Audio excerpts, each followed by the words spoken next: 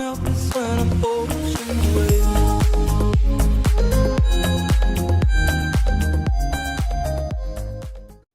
Today on Never Legends podcast, I have Hayfield football coach Darryl Overton, who first time I've talked to coach since he won his back-to-back state titles, and since then he's taken his freedom, his freedom girls to the first district title in the history of women's girls sports at Freedom High School.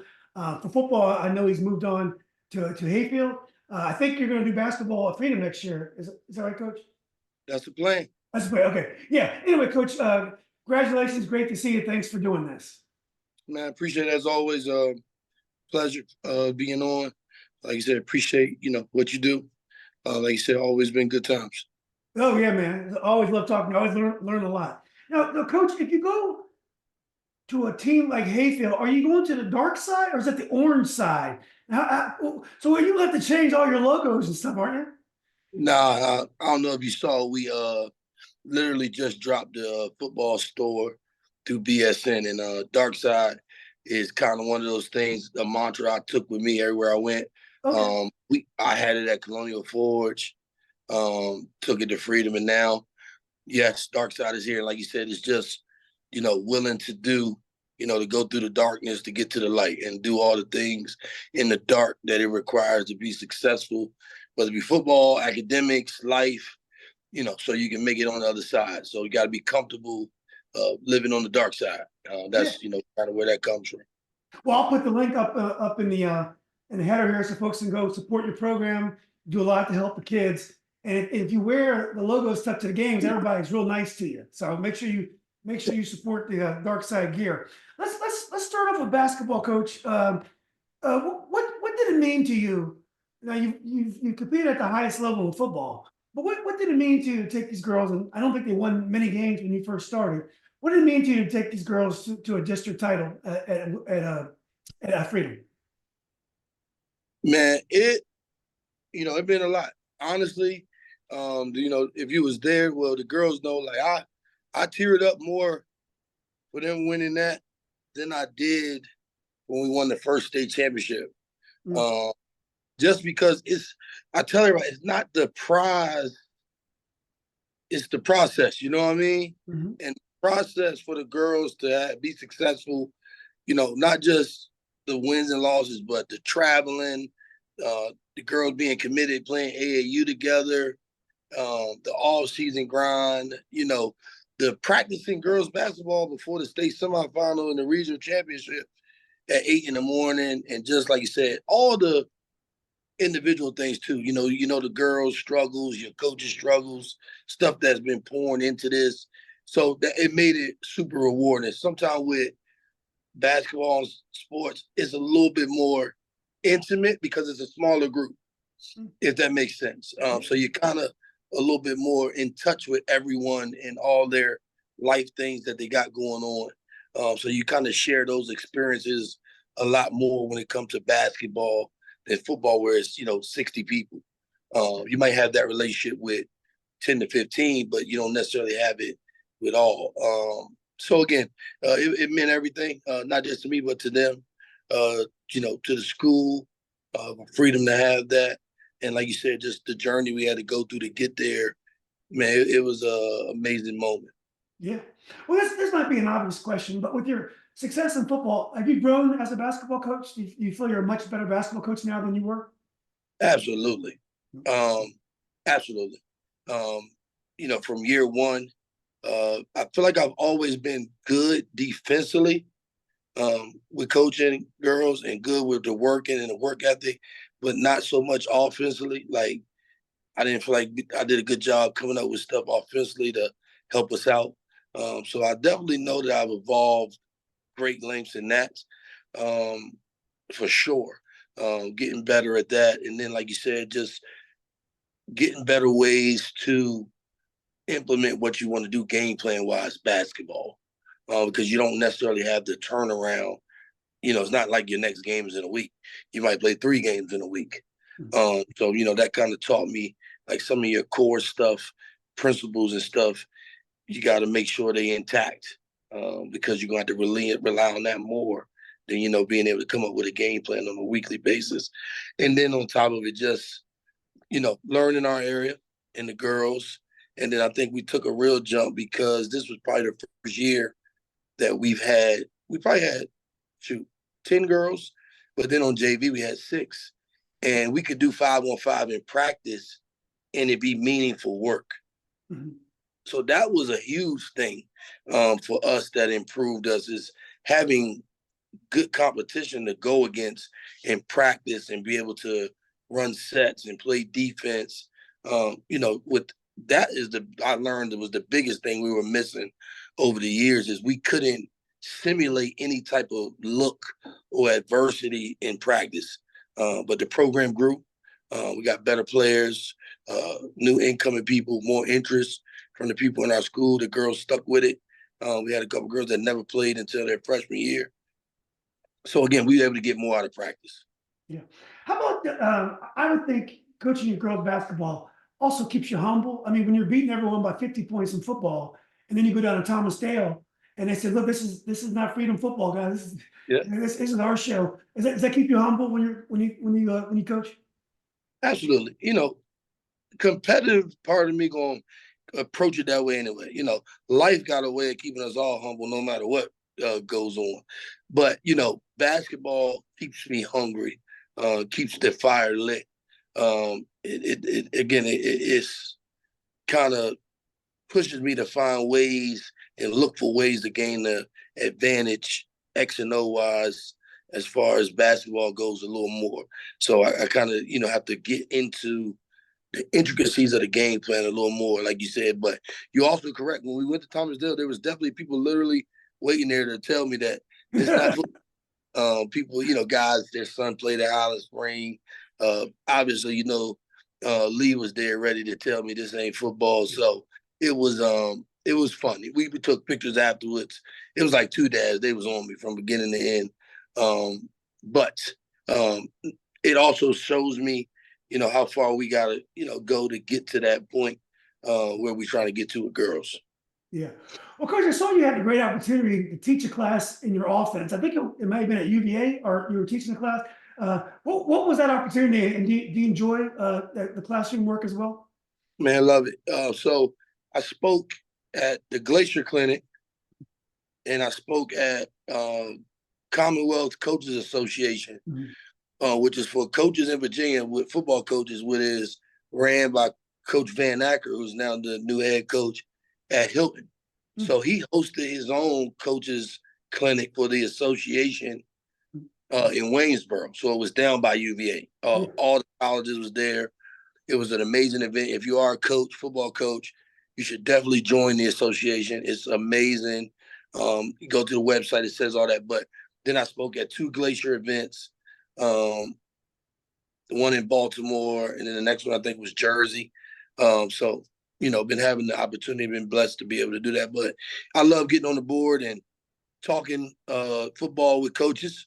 It's humbling and gratifying, like you said, when you're out there speaking and you see college coaches and other successful high school coaches in on your session, eager to learn. I like to pride myself when I speak. I'm not a big PowerPoint guy. Like some coaches will give them 50 minutes and it's only 50 minutes and they give you 35 minutes of PowerPoint. I'm like a minimal PowerPoint and let's get into the film and football. So I'm a little bit more engaging and giving with the info. Yeah. Does part of you, Coach, ever wonder about giving it all away, or in your mind, even though you may know the concept, you still have to execute and have the players to run it? Yeah, absolutely. Yeah. It's not a matter of giving away because you're always going to game plan and do little things differently. But like I tell the coaches when I speak at these clinics, I am not under the impression that I'm fooling any coach that's standing on the sideline. Mhm. I want your kids to think you lied to them all week. I don't think I'm smarter than the coaches. I just want to create doubt in the kids of what you told them was a lie. Good. So that's my approach. So again, and when you go to clinics, you always get to learn because I sat in on some clinic sessions. Guys ask tough questions to help you think through the process. of some of the things you're doing to get better.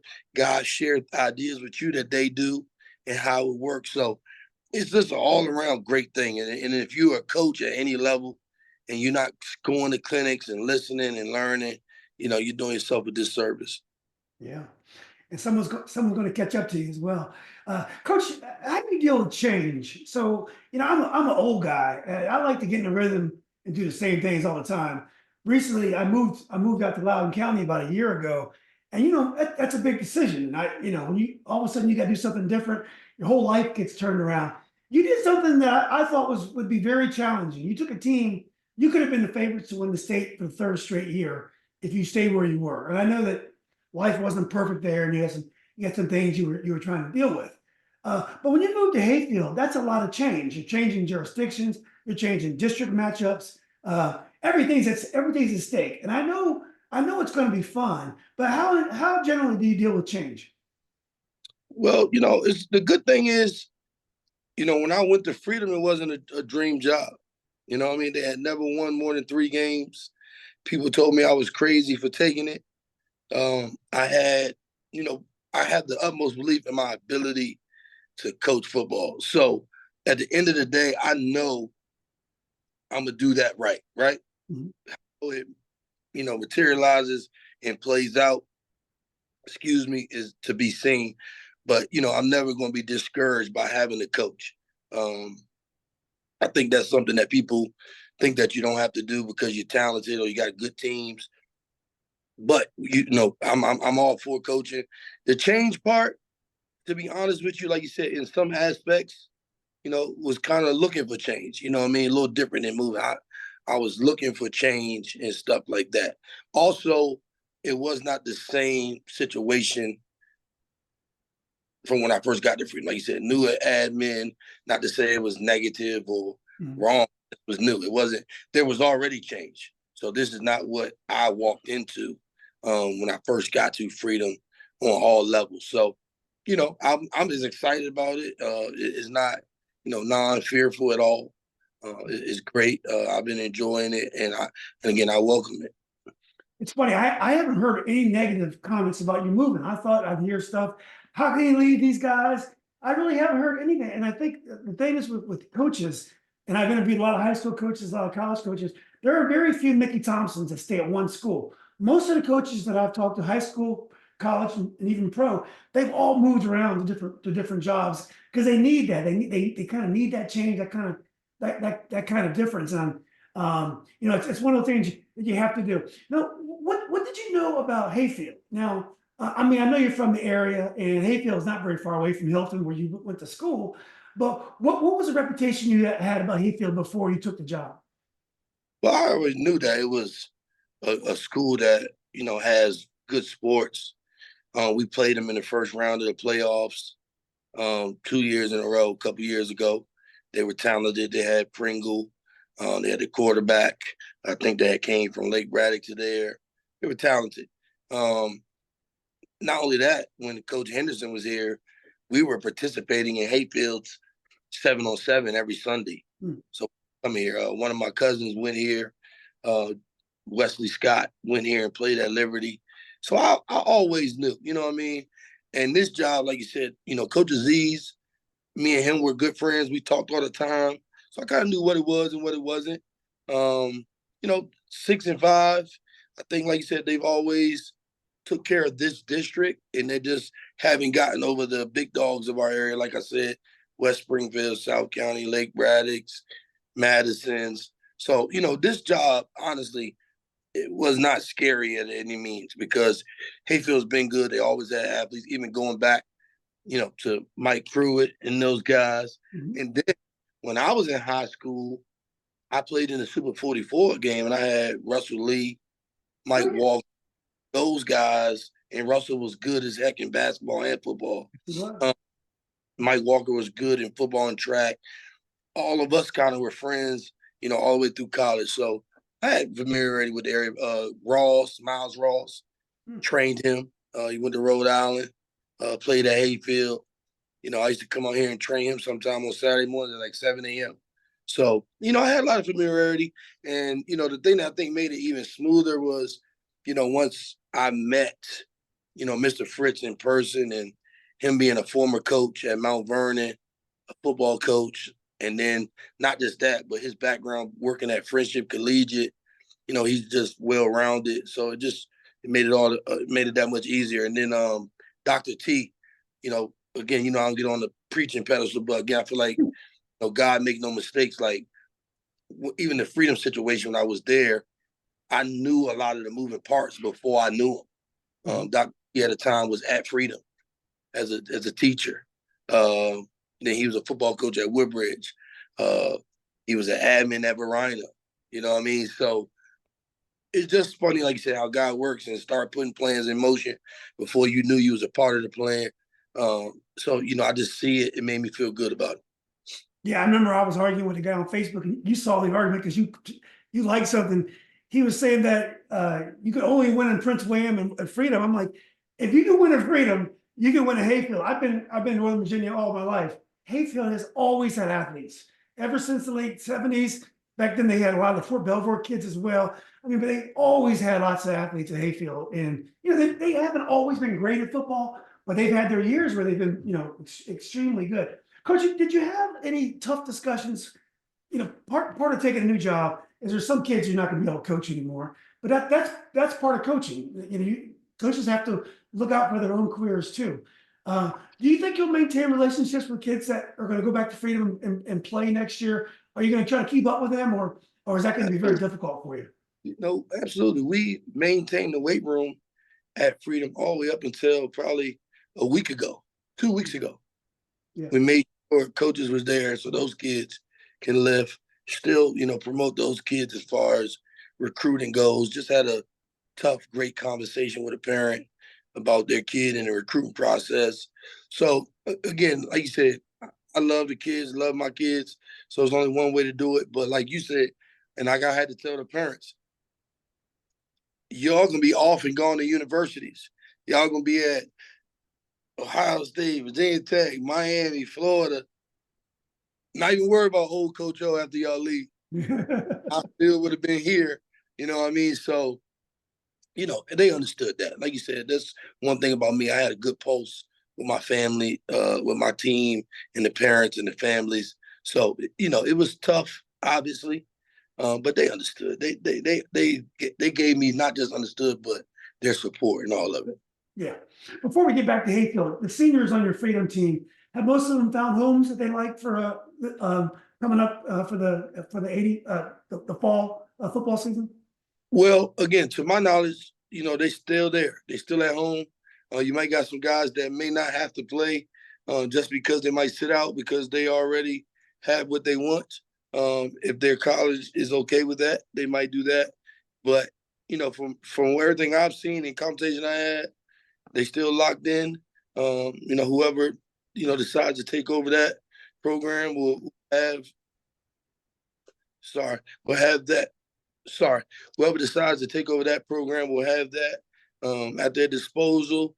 Again, like you said, I feel like it'd be, I don't want to talk about what somebody's gonna do as far as moving away because not on here, but even to them, I wouldn't want to give any bad advice about that and get into, like you said, when you talk about kids finding homes and all that stuff, like you brokeraging deals for kids. I try to stay out of the way of that type of nonsense. What I was more referring to, though, Coach, are the graduating seniors, and they found college homes for next year. Yeah, all those guys are good now. We did the second sign today. Everybody's good, locked in. EJ honestly was back from spring break. He came up here to Hayfield, talked to the boys for me. He's at Wake Forest now. Him and Courtney were early out. AD's committed to Gardner Webb. Big Judu's going to Shepherd. Walter Stevenson now. Tristan Stevenson. Isaiah Harper going to West Virginia State. So, like you said, man, I couldn't feel in a better place with where those guys are going and what they have going on. That's great, Coach. So what about in Hayfield? Do the kids know who you are? Now, we all know who you are. We're football fans. We follow closely. What about like the 8th and 9th grade kids? Do they know who Coach Darryl Overton is? Absolutely. Crazy thing, the reason I'm here today is because it's after school activities for 8th graders. Mhm. The football team, we live Monday, Wednesday, Thursday. So the reason I'm here today is to be present, get a peek, and talk to those 8th and 9th graders are here participating in their after school activity. So that's awesome. Like you said, they knew, kids knew, spoke to me, had a good time, all those things. Before when they heard about it, so it made you feel good. Did Carlos Poindexter tell you to stay away from his kids? No, I think one thing that me and him talk about that's I guess been a different relationship is I'm okay with guys playing football and basketball. Mhm. As you know, a lot of the guys at Freedom play multiple sports. I encourage it, almost demand it up until grade that you play 2 sports. So me and him, gonna be a great, relationship as far as that. I have no issues with that at all. That's the other thing, like you said, coming here, bigger student base. Like these kids play everything: lacrosse, baseball. They playing everything right now. So basketball is the least of my worries. Yeah. Well, Coach, is your coaching staff complete? Have you got most of your staff complete? Yeah, Yeah. I'm And cool and when with you that. think about it, what kind of team you're going to be, you think you're going to run almost the exact same stuff you did at Freedom? Have you other things up your sleeve you've been thinking about? We're gonna keep our core values of what we do. We're gonna add little wrinkles in here to fit the personnel that's here. Um, but we're gonna do what we've always done. Like you said, might add, things again to build around the personnel we have here. But we're gonna do what we've done. Like you said, we feel good about it. We know it's a good thing. Yeah. Well, Coach, I don't keep up with Little League football, but I know you're big. Your SME program has won multiple national championships, lots of national championships. And I saw on Facebook that maybe some clubs have combined. Why don't you tell us what's going on with your Little League program? Oh, so in a good way, um, again, PME, right? Basically, so we have Oh, PME. I'm sorry, Coach. okay, teams in Maryland, that we call PME North. Coach Dre, Coach Darryl, my coach in my 6U, and then Coach Calvin coaches 4 and 5, flag. So that's expanded to 4 teams this year. And then with the meeting you saw was between me and the group of guys, Moose, Zach, Q, Gino. I won't forget anybody, but I know I will. Um, they were basically the guys that did football in Manassas, whether it was the Commonwealth Warriors. They were part of an organization that's another big, good organization, DMVU. And they just basically came underneath with us at PME. The guys in Virginia and Manassas, just basically both of us kind of bringing it together, the personal county part, basically, and just making it better, more convenient for all the kids involved. So that's what you saw. It was those guys already had established teams and success and winning. The 7U, they were 6U last year. They was in the national championship last year. The 8U was good, the 10U. So they just guys that's been good. They've done a great job. They just gonna come be a part of what we got and add value to what we've been doing. So appreciate them for that. Yeah. Well, Coach, I know a lot of your star players from the last several years have been youth stars as well. They've been great players. And I've talked to coaches about this, with coaches on my podcast about this. How important do you think tackle football is for development? Now, you've heard this growing movement. So many kids are starting to play tackle when they get into high school. They're waiting till ninth grade to play tackle. They're playing flag before that. What's your theory on that? How important do you think it is for kids to play full contact football before they get in high school? Well, I think it's instrumental. You can't learn everything that you could learn in the ninth grade first time ever, unless you're a natural talent. You're going to need development, and not just physically, but even mentally, as far as terminology, all those things. I can tell a kid that's walked through the door that's been active playing youth football from a kid that's just now playing. Mm. That's not just in his ability. That's in everything, accountability, all things. They know how important it is to practice. They know how important it is to be a part of a team. So I think that that's what goes unnoticed. Everybody's looking at the tackle aspect of it and the contact. You're good, Coach. Yeah, my fault. Everybody's looking at it from the contact aspect, when really it's the mental understanding, what you're doing. Putting someone out there in the ninth grade that's never played, now when people are moving at different speed and asking them to learn how to collision correctly is way more risk than if you're 6'5", 6'7", 8. The collision is not going to be the same. So trying to learn it at the oldest age, while people are moving full speed, a lot faster, bigger, faster, stronger, seems backwards to me. Mm. I think most of your star players that you've had over the years, most of them play tackle. Did any of them just play flag until high school? None that I can think of. Is that right? Wow. Yeah. None. Maybe we had one or two linemen that developed into that. Mm-hmm. Again, like you said, I don't care what sport it is, soccer, basketball, football. If you start learning how to play at an early age, you're giving yourself more time to develop. If I give you a kid in ninth grade that's never played basketball and a kid that's been playing AAU since, excuse me, sixth grade, he's going to, by the time he gets to the ninth grade, he's going to be different. That's just a fact. There's too much skills to be, developed and stuff like that. It's not just about the collision. You know what I mean? I think that's what everybody gets wrapped up in. But I think that's a given. Yeah. Well, Coach, last question. And I appreciate your time as always. Not to put any pressure on you, Coach, but I know you're an ambitious guy, and I'm going to ask this. How long is it going to take you to get that state championship at Hayfield? Because I know that's why you're there. Oh, well, my plan is every year. We're going to plan to compete for it this year. That's the goal. I'm not coming in with no 7-3 is a good season, 8-2 is a good season. Beating West Springfield is a good season. We coming to win it. However that may look, however it happened. Every journey, every process will be different, but we definitely come in with intentions of trying to win it right now this year coming up. Well, and are you going to have some room to schedule some really tough out of conference games, or is the schedule already set up? We got one game we could fill in. We were trying to make it work. Maybe Riverdale Baptist. Oh, wow. We're trying to make it work for both parties. We got some things in the work to replace one. We're going to scrimmage Warwick High School. Yeah, great defensive team.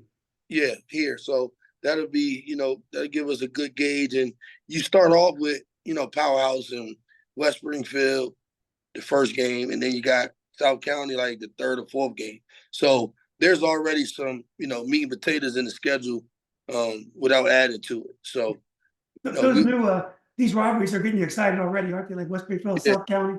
Yeah, we just want to be ready when we get to that point, like you said, to be able to stand in front of them and compete at a high level. So again, we're not really looking to make an overhaul to no schedule yet, because like you said, this one is pretty heavy front loaded anyway. Coach, I hadn't thought about high school football since 1984. And because of you and those crazy scores you're putting up, you made me into a high school football fan. So I already can't wait to football season coming up. I'm sure you guys are going to do some wonderful things. I'll definitely be cheering for you.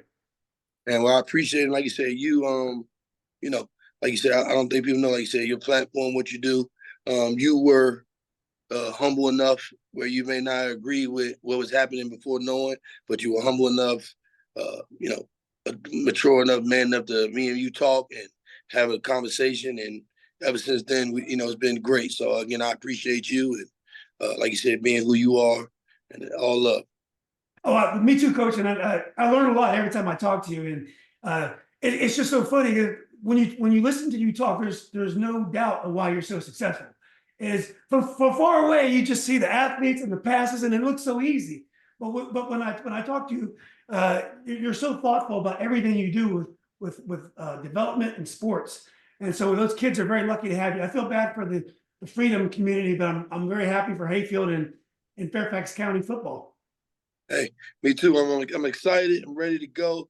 Like you said, it's we did our first spring workout. We used a green day. We was out there at 5:30 a.m. We had 60-some kids. Wow. So I'm excited about that.